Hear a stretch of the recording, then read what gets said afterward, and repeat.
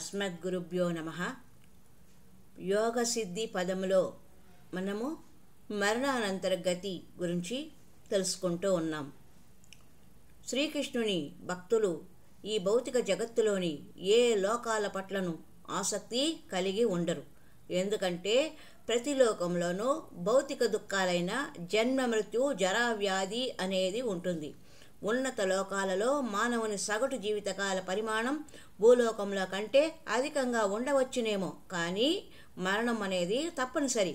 కనుక కృష్ణ చైతన్యవంతులు ఈ భౌతిక లోకాల పట్ల ఆసక్తిని కలిగి ఉండక ఆధ్యాత్మిక లోకాలకు చేరుకోవాలనే ఆసక్తిని కలిగి ఉంటారు. అనగా ఈ 4 రకాల దుఃఖాల నుండి విముక్తిని పొందడం. వివేకవంతులు ఇతర లోకాలకు వెళ్ళుటకు ప్రయత్నించరు. ఉన్నత లోకాలకు వెళ్ళి అక్కడే ఉండాలనుకుంటే అక్కడి వాతావరణమునకు అనుగుణంగా మన శరీరాన్ని తయారు చేసుకోవలసి ఉంటుంది. ఆ లోకాలను కృత్రిమ లేదా భౌతిక సాధనాలతో చేరుకోలేము. అక్కడ నివసించుటకు అక్కడి వాతావరణము సరిపడే శరీరము అవసరము. నీటిలో మనం కొద్దిసేపు మాత్రమే గడపగలము, కానీ చేప మాత్రము తన జీవితకాలం అంతటిని నీటిలోనే గడుపును. చేపకు భూమిపై నివసించడానికి కావలసిన శరీరం లేదు. అలాగే ఉన్నత లోకాలలోకి ప్రవేశించుటకు అక్కడ సరిపోయే విధంగా శరీరాన్ని సిద్ధం చేసుకోవలసి ఉంటుంది. ఎవరు? కృష్ణ చైతన్య భక్తులు. మన 6 నెలలు ఉన్నత లోకాలలోని వారికి కేవలం 1 రోజు. వారు ఇలా 10,000 సంవత్సరాలు జీవించగలరు.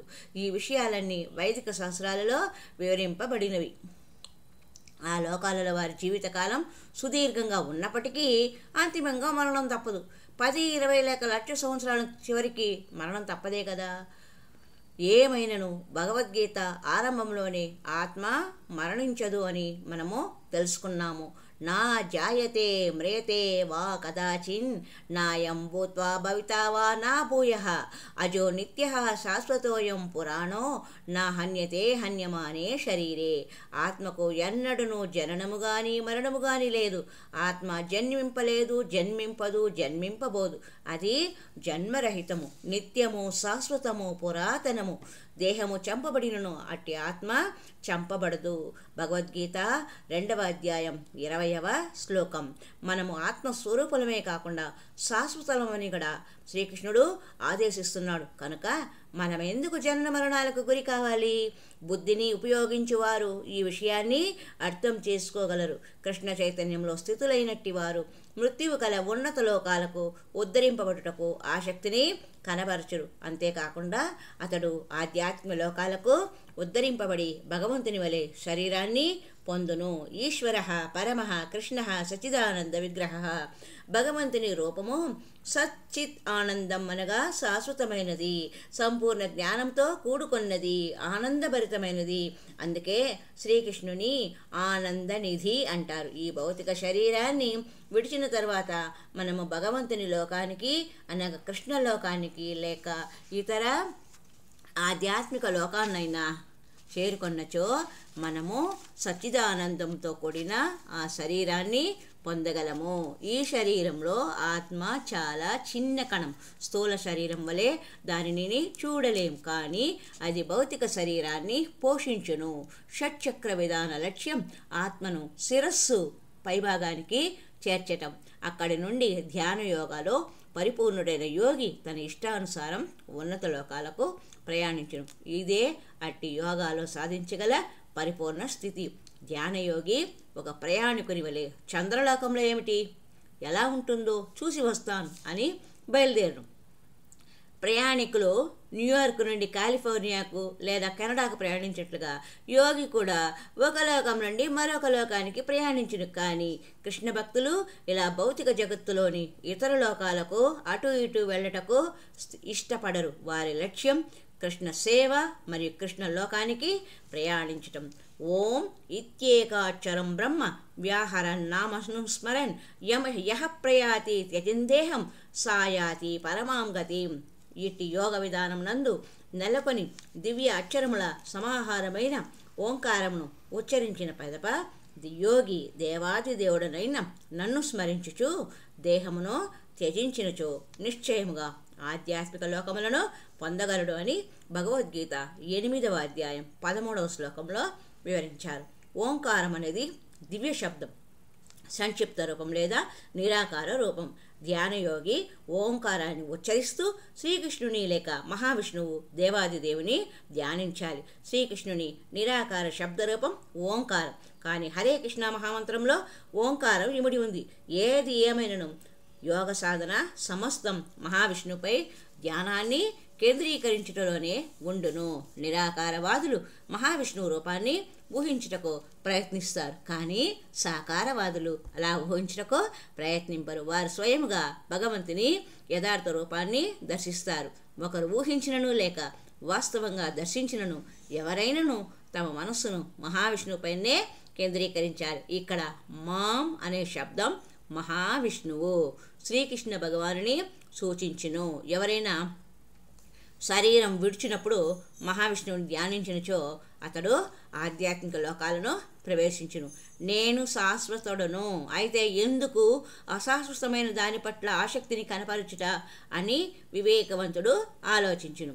వాస్తవమునకు ఎవరును అశాశ్వతమైన వాటిని ఆశింపరు.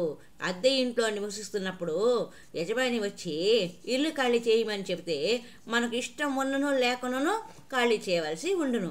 అంతకంటే మంచి అద్దె ఇల్లు దొరికితే అంతగా బాధ ఉండదు. సాధారణంగా మనం ఎక్కడ నివసిస్తే అక్కడే ఉండాలి అనుకుంటాం, ఎందుకంటే మనము శాశ్వతులము.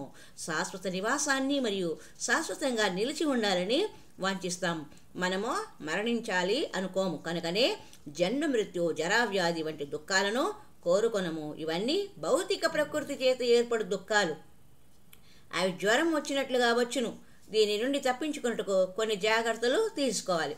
మనము ఈ దుఃఖాల నుండి విముక్తిని సాధించుటకు తప్పనిసరిగా ఈ శరీరం నుండి బయటపడాలి. ఎందుకంటే ఈ దుఃఖాలు మన భౌతిక జీవితంలో భాగాలు. ఈ శరీరమే వాటికి కారణం. కనుక వీటి నుండి బయటపడుటకు ముందుగా మనము ఈ శరీరం నుండి ముక్తి పొందాలి. ఓంకార నాదాన్ని ఉచ్చరిస్తూ భగవంతుని స్మరిస్తూ శరీరం విడిచినచో యోగి ఆధ్యాత్మిక లోకాలకు బదిలీ చేయబడును. సాకార భావం లేని వారు శ్రీకృష్ణుని దివ్యలోకాలను ప్రవేశింపలేరు. వారికి బ్రహ్మజ్యోతి ప్రకాశం బయటనే ఉండవలసి వచ్చును. ఎలాగైతే సూర్యకాంతి సూర్యగాఢానికి భిన్నం కాదో అట్లే భగవంతుని బ్రహ్మజ్యోతి భగవంతునికి భిన్నం కాదు. నిరాకారవాదులు ఈ బ్రహ్మజ్యోతిలో చిన్న చిన్న కణాల రూపంలో నిలిచిపోతారు. మనమందరము ఆధ్యాత్మిక చిత్కణాలము. బ్రహ్మజ్యోతి పూర్తిగా ఇలాంటి కణాలతో నిండి ఉంటును. ఈ విధంగా నిరాకారవాదులు ఆధ్యాత్మిక అస్తిత్వంలో లీనమవుతారు. ఏమైనను వ్యక్తిత్వం అనేది అలాగే నిలిచి ఉంటుంది, ఎందుకంటే జీవాత్మ నిజస్థితి వ్యక్తిత్వాన్ని కలిగి ఉండటం. నిరాకారవాదులు సాకార రూపాన్ని కలిగి ఉండేందుకు పడనందున వారు నిరాకార బ్రహ్మజ్యోతిలో ఉంచబడతారు. సూర్యరశ్మిలోని ధూళి కణాల వలె బ్రహ్మజ్యోతిలో కూడా వారు కణాల వలె ఉంటారు. జీవాత్మ బ్రహ్మజ్యోతిలో కైవల్యం పొందినట్లుగా కనిపించును. జీవాత్మలుగా మనం అందరము ఆనందాన్ని కోరుకుంటాం. మనం కేవలం అస్తిత్వాన్ని మాత్రమే కోరము. స్వభావరీత్యా మనం సత్ చిత్ ఆనంద రూపులము. శాశ్వతం సత్ జ్ఞానవంతం చిత్ ఆనందదాయకం ఆనంద బ్రహ్మజ్యోతిలో ప్రవేశించిన వారు నేనిప్పుడు బ్రహ్మలో విలీనమయ్యాను, నేను బ్రహ్మంతో ఒకటి అయ్యాను అను జ్ఞానంతో అక్కడ శాశ్వతంగా నిలవలేవు. బ్రహ్మన్ అను ఆలోచనతో ఎక్కువ కాలం నిలవలేవు, ఎందుకంటే అక్కడ జ్ఞానము శాశ్వతత్వం ఉన్నప్పటికీ ఆనందము ఉండదు. ఒంటరిగా ఎవరును ఒక గదిలో సంవత్సరాల తరబడి పుస్తకం చదువుతూ లేక తనలో తాను ఆనందిస్తూ ఉండగలరు. ఎవరు ఎక్కువ కాలం ఒంటరిగా ఉండలేరు. కొంతకాలం పిమ్మట క్రమంగా ఆ గదిని విడిచి సాంగత్యం కొరకు వెతుకుతూ ఉంటారు. సహజంగానే మనం ఇతరులతో ఆనందాన్ని పంచుకోవాలి అనుకుంటాం. ఒంటరితనంతో నిరాకారవాదులు భగవంతుని బ్రహ్మజ్యోతిలో అసంతృప్తులై ఈ భౌతిక ప్రపంచంలోకి తిరిగి వస్తారు. ఈ విషయమే శ్రీమద్ భాగవతంలో చెప్పబడింది. దశమ స్కందము 2వ అధ్యాయం 32వ శ్లోకంలో శ్రీమద్ భాగవతంలో చెప్పబడిన శ్లోకము ఏన్యే అరవిందాక్ష్య విముక్త మానినస్ త్వయష్టభావాద్ అవిశుద్ధ బుద్ధయ ఆరుహ్య కృచ్రేణ పరం పదం తతః పతంత్యదో నాధృతయుష్మాదంగ్రహ.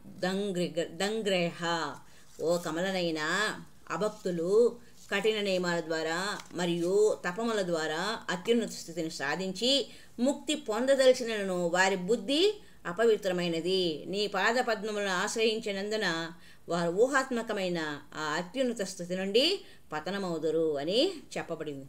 హరి ఓం తత్సత్. హరే రామ రామ రామ హరే హరే, హరే కృష్ణ కృష్ణ కృష్ణ హరే హరే, హరే రామ రామ రామ హరే హరే, హరే కృష్ణ కృష్ణ కృష్ణ హరే హరే, హరే రామ రామ రామ హరే హరే, హరే కృష్ణ కృష్ణ కృష్ణ కృష్ణ హరే హరే. హరి ఓం తత్సత్.